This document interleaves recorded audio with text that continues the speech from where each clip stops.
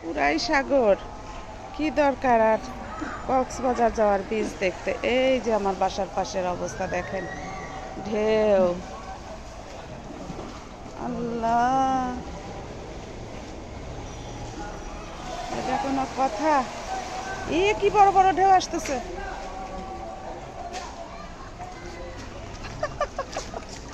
EC,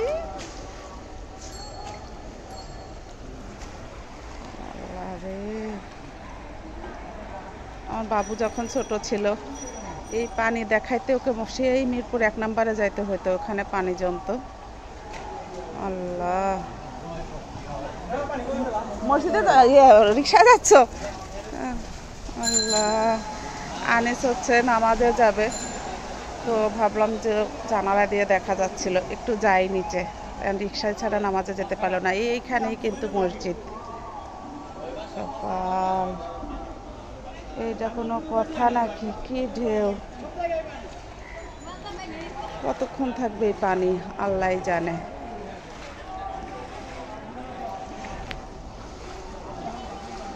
কি গো, পানি তো ভাড়ায় আসতেই হলো, উপায় নাই। এই পানি কখন যাবে? ঠিক আছে, আমি জানালা দিয়ে দেখে মনে হলো একটু নিচে যাই। মাঝে মাঝে জমে, এর আগেও জমছে কয়েকদিন আগে একটা। যা পড়ে গেলি কি রে? হ্যাঁ, মুখে দিস নাই পানি।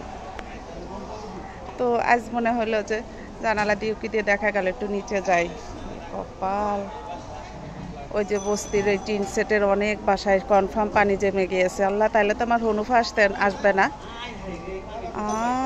ভালো কথা মনে হয়েছে তো, হনুফা তো আসবে না। আমি যে মাছ টাছ কাল কিনছি সেগুলো ভিজাইলাম, সর্বনাশ। তাহলে বাসায় যাই, মাছের ব্যবস্থা করি।